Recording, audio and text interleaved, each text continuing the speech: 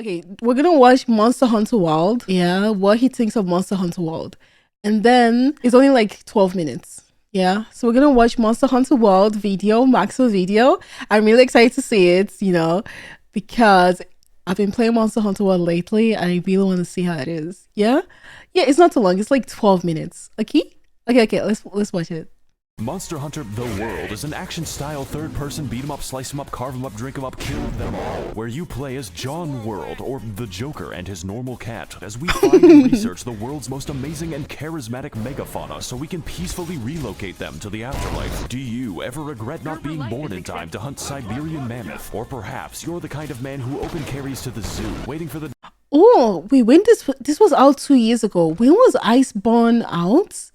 When was Monster Hunter with Iceborne out? The day that the chimps become excited. If so, this game could be for you. Set in the hostile and exotic wasteland of Australia, we play as an inherently bloodthirsty and violent race known only as Caucasoidus anglicus, and we're here to destroy the local environment as much as humanly possible, so I can wear it. Along the way, overcoming many varieties of horrifying creatures unknown to God, ranging from plausible and interesting specimen to and yes, I am reviewing Monster Hunter World and not Rise because the phrase Nintendo Switch port does not fill me with confidence. I'm sure it's a What does he have against Monster Hunter Rise? Oh my god, he doesn't like it? Is it like a battle in the fandom of what's better, Monster Hunter World or Monster Hunter Rise?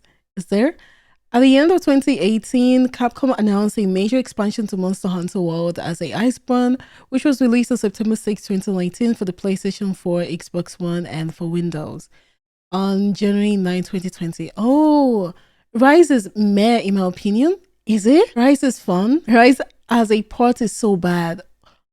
Wait, Rise was out on consoles first, right? Because I feel like that's what they did also in Monster Hunter World. Like it comes out like on consoles and then comes out later, it gets like ported to like PC. I started out on the Switch. Oh, it started out on the Switch.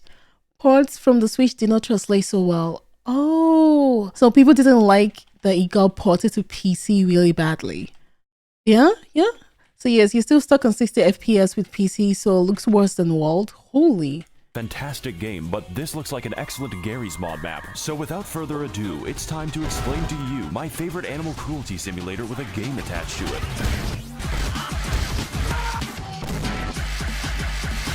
Ding ding.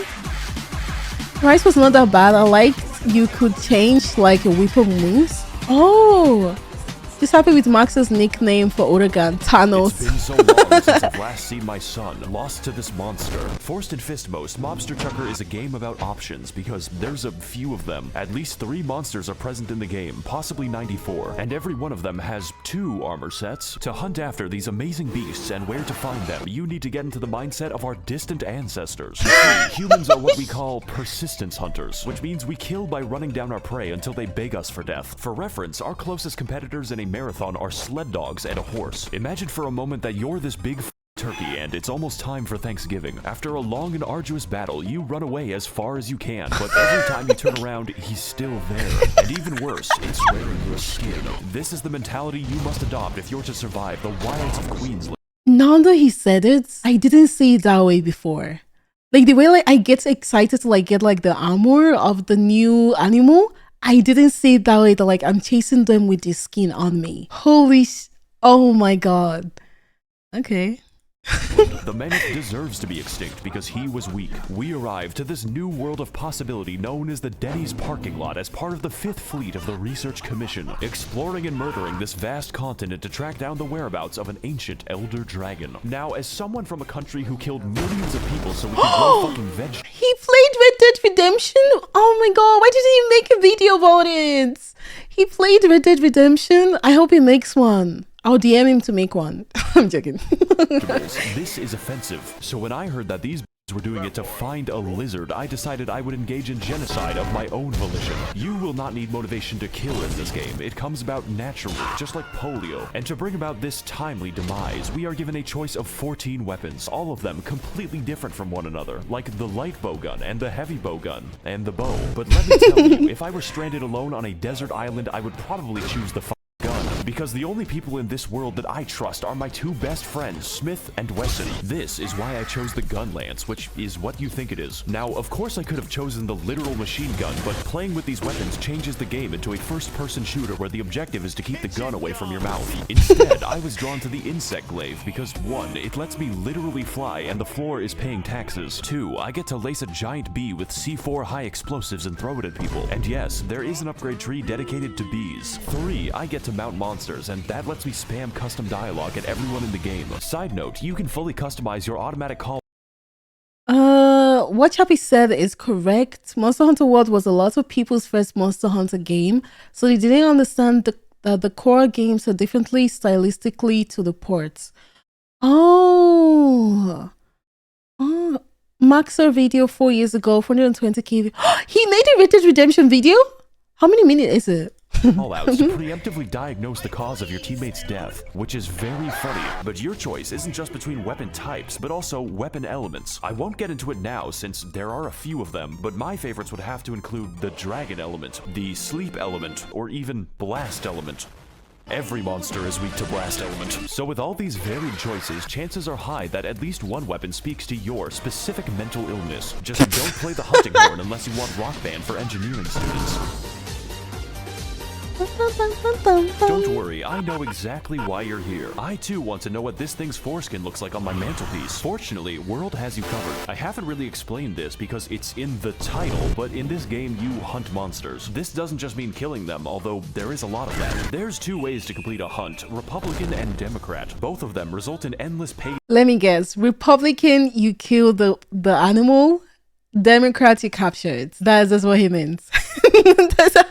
That's what he means. So like Democrat, you capture it. For the animal. Here's the difference. Killing them by slowly breaking each individual bone is a mercy. Capturing them will always give you more body parts than skinning them, which can include their skulls. The only logical conclusion is that we disassemble them like a crab factory. And those are the lucky ones because the other ones are subjected to fighting, and my bet always wins. The gameplay of Angry Birds can best be described as Bloodborne with no health bars. For most monsters, that's okay because counting broken bones is enough, but some of these bastards spend more time close to death than Joe Biden. In fact, while hunting, your prey will attempt to escape you several times and fail. Really, the entire gameplay loop is just finding new things to turn inside out and then fashioning yourself the perfect drip out of their intestines. Of course, there's a lot of ways to build your swag with a myriad of skills like the fast food build, the eating less build, the eating for free build, and lest we forget, the mushroom consumption build to complete my ultimate McDonald's form. No self-respecting hunter would ever think of going outside without slightly reducing the effects of minor wind pressure. Or you can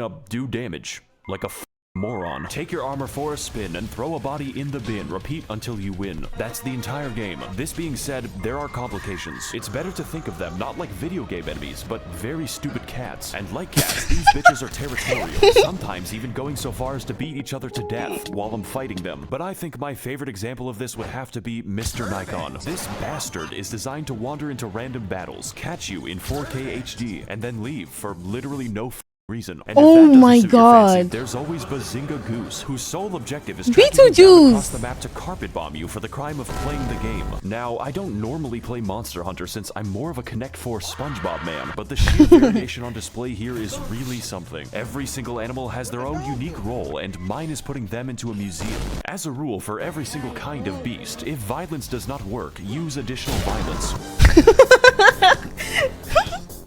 Now that we have a good understanding of our victims, it's time to take our domestic violence international, because this is a Monster Hunter world, one that makes no sense both geographically and ecologically, just like the real Australia. So upon beginning the game, we make our way across the dangerous but inoffensive lands of New South Wales, learning the basics, surviving, and expanding our newly founded gulag of... I think he doesn't like British people. Oh wait, where is New South Wales? Is it in Britain or is it somewhere else? It sounds like a British name. Who does? Oh, don't say that. Don't say that. Say it in your head. New in America. Oh, it's in America? It's fine. Is it in America? New South Wales? Sounds British though. New South Wales is Australia. Oh, it's Australia. It's in Australia. Okay. Sydney. This hell will be your base of operations for most of the game, complete with every kind of amenity you can expect from savage Welshmen. It's here that we rearm, research, and reforge my weapon again because I am indecisive. There's even a pig that won't stop following me. You can pet it, but not too much because what matters is consent. But most importantly, this is where we use racial segregation because for some reason the only chefs in the entire camp are cats, and this is a very unsanitary cooking environment. You see, food isn't just a buff, and it's not just a cutscene. It's mandatory. I mean, just look at the cardio. My body's an airplane powered by dead chickens. To put it simply, the game is unplayable with an empty stomach for two reasons. One, it looks like this, and two, I don't have to explain. The next areas on our list are what I collectively call the stank tank, and to get there, we need to contact the 3rd Expedition Fleet, who have spent the last 30 years smoking weed in their spaceship. I'm gonna be honest, nothing will make an American more patriotic than shitting on Britain. Damn, you guys really don't like them? Really? If only Neela remembered to eat in game. I forget sometimes, you know, it's not all the time. It's just sometimes that I forget, you know, if someone uses like a voucher, then I would remember, you know, sometimes, yeah, I forget. So I forgot like maybe 1 or 2, you know, maybe like 10 times, not that many times, you know. It requires mandatory food checks by months. Oh my god. I judge all of Germany based solely on your actions. Well. I don't think you should consider me the face of Germany, you know. I don't think I'm a good example. Look at Felix. Felix is German. Look at Felix more. Look at Felix more.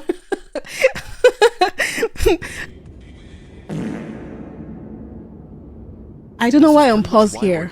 This new environment is firstly comprised of the Coral Highlands, which are filled with a beautiful and alien ecology, able to support a wide range of pit bulls and more literal balloon animals. From this point onward, biology is more of a suggestion, but looking just underneath the surface, we find the true source of wait, I want to see what he typed. Surface. Me as a child laborer attaining valuable skills in the coal mine. We find the true source of this bizarre life.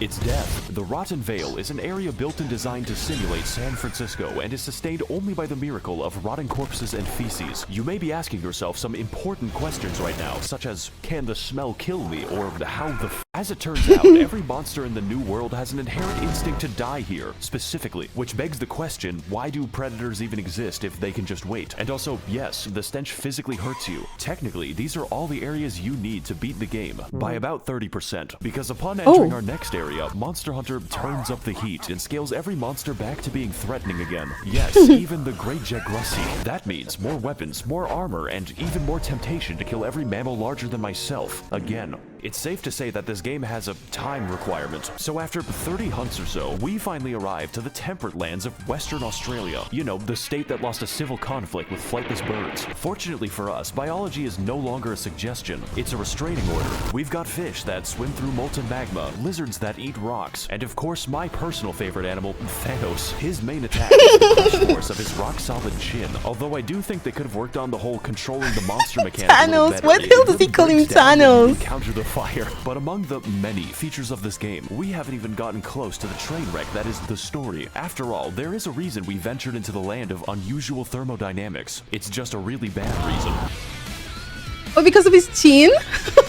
First of all, we can tell that this game is a literary masterwork by the fact that characters do not have names. Who can forget such personalities as the Handler, the Commander, and Ganondorf? The story is comprised of two major arcs. Where in the world is the 50-foot-tall lizard, and gee, I wonder what Ganon is up to. Both of which are made excessively worse when the game automatically sets the handler to be in a catsuit, and at this point, I'm afraid of turning it off. Okay, one last thing, everyone. If I see anyone else on this ship say the words Nekopara cosplay, I will invert your penis with my foot. For the first arc of our multiple stage manga that ends in a sex scene, we chase after the amazing boss fight Zora Magdaros as we apparently forget the location of a giant kaiju several times. This being said, you don't want to find him because his boss battle is an environmental puzzle primarily comprised of loading cannonballs for 30 minutes and then waiting for the boss to move very slowly. That way we can penetrate him with our oddly phallic spear that extends when needed. And for the second arc of our new Genshin anime on Spike TV, we team up with Ganon to discover new and amazing elder dragons all across the continent. And of course, I mean discover like the Vikings meant trade. This is where some of the toughest and most annoying bosses in the entire game happen, featuring such great fights as Nergigante, whose name I cannot say with a hard R, the COVID Beast, and my personal favorite, Margaret Thatcher's Nightmare. Of course, there is more to this game because there's always more, but that is basically how you beat the first half. So, there's an expansion for this game that is more expensive than the game itself, which doubles the content and the playtime. I'm gonna be f***ing real, guys. I'm not— Oh, what's the expansion? Is it the Iceborne expansion? Is it that one? Is that what he's talking about? Iceborne? Oh, okay. Iceborne, yeah? Oh, it's expensive? It's more expensive than it? I think so. Yeah? Okay. not covering that shit. This video is supposed to be short because I made it while on vacation, and vacation for me means working 8 hours a day. This game is lengthy, and you should definitely play it if you have the time, but in my current mental state, I do not. So with the release of Elden Ring, I think it's time to move on to a better project. So this is where he was supposed to play in Elden Ring! Oh my god, now I want to play Elden Ring. I want to play Elden Ring, because I want to watch the video of Elden Ring. I want to watch the Max0r one. Max0r filler episode, and if you like World, then just get the Iceborne expansion because it's more of the same, but twice as tall and most of the monsters are on crack. And just to prove it, half of the footage in this review is Iceborne. This is a game that I believe you have to experience because there's just so much, and yet so little time. Thanks for watching, guys. I got spurs. Jingle. I really enjoy playing Monster Hunter World with you guys. I really like the game.